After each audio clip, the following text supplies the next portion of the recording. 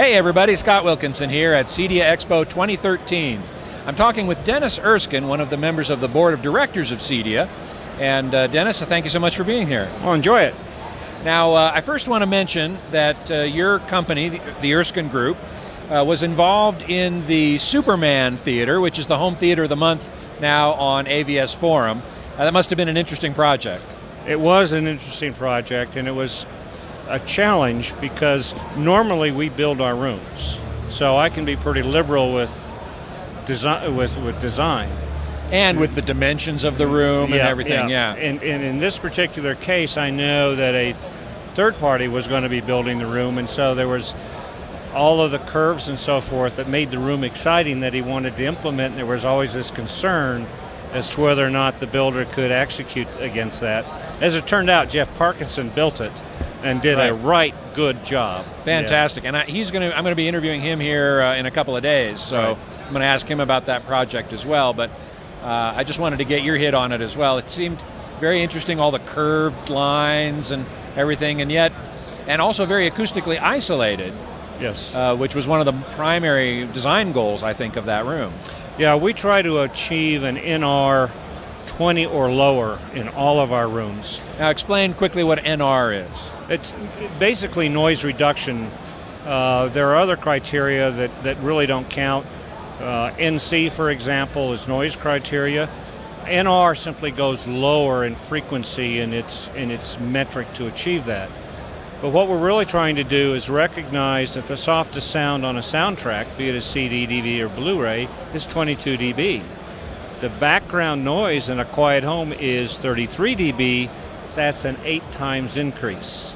So you're losing some of that dynamic range. You're losing that dynamic range, and the other problem is if you turn it up 8 times to hear the whisper, the person on the screen or the singer is no longer talking to you, they're yelling at you.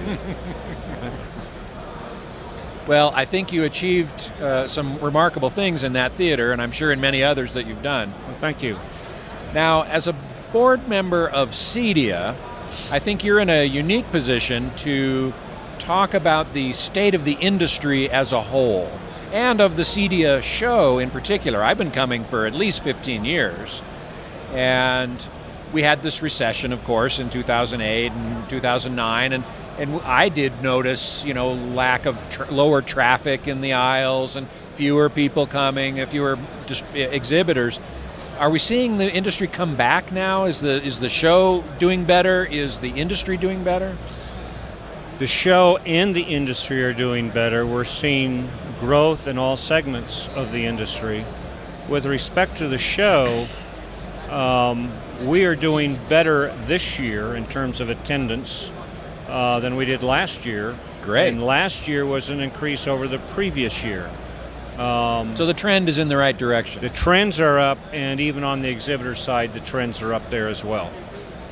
What kind of numbers are we talking about in terms of attendees? I don't have the final numbers yet, but it's going to be in the 19,000 to 20,000 range. And number of exhibitors, roughly? I don't have that off the top of my head. All right. I'm a Hottentot. It's 1, 2, 3, many. I've heard of that, yes, absolutely. Anything more than 3 is many. Yeah. One thing that I've noticed so far, and we're only at the first day of the show, is the absence of more 4K displays. We have Sony, of course. We have Display Development has a rebranded Christie. JVC has their pseudo 4K. How do you see the infiltration of 4K into the marketplace? Is it important or is it not important? And how do you see it making its way into the mainstream or even into a greater consciousness? Well, I think the technology to display 4K has been with us for longer than we've seen it here. Yeah. The challenges really is that it wasn't until weeks ago that we had a specification that would carry the bandwidth that 4K at required. 60 frames per second. Absolutely, because otherwise you don't get the 60 frames, you can get the original content that was digitally produced. And you need to go at least 60, if not 120K for a decent 3D. And so now we're getting the transport mechanism, we're getting the switchers, surround processors, and equipment that don't require we plug in 4 ports to make the thing work. Right. So that was an impediment. That is gone. We'll see more 4K. The other impediment is that we're not seeing original 4K source material available to the consumers. That too will go away, but with good up conversion, you're still getting a stunning picture. Yeah. Okay? Yeah. So I see that we're going to have a lot more 4K next year, and Christie Digital has broken the 120 frames per second. They have, and I've seen some samples of 120 frames per second. Wow. Yeah, it's really amazing. Well, I wouldn't know this, so I'm not speaking out of school, but it strikes me that at 120 frames per second in 4K, you can get auto stereoscopic. So I'm very interested to see what will happen. Yes, I would be too. Especially, I don't know how you could do auto stereoscopic with a projector, but certainly with a flat panel. We've seen a couple of technologies. I don't know if they're even here or not. Dolby is one, and Stream TV Networks is the other. Yeah, yeah. I know Dolby is here, but they're sort of keeping on the down low. They're doing more in terms of licensee meetings and things like that. They're not really showing anything. Yeah, when Dolby is quiet for a while, that means something exciting's about to happen. Which I assume we'll probably see at CES. CES, yeah. Mm-hmm. Well, and so the industry as a whole is doing better. It's doing better. It's showing a lot more health. And the other key thing here is we don't have a lot of depressed people walking around the show floor. Which we did in 2008 and 2009. I remember that. People are smiling. The energy level is up. And it's the old CEDIA coming back. Yeah, yeah.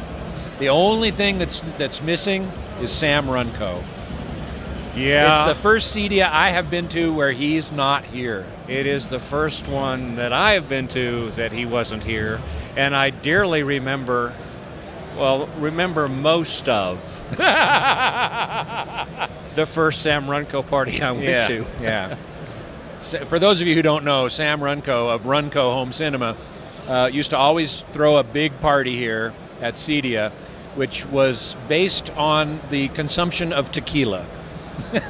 Good tequila. Good tequila. Yes. And everybody was there, and it was quite a thing. So I'm very disappointed that he's not here. We won't be able to have that party, but in every other respect, things are looking up, and I'm really glad of that, and I'm glad to have a chance to have that confirmed by a member of the board of directors of CEDIA. Thank you so much for being here. I enjoyed it very much, and thanks for asking. You bet. Appreciate it.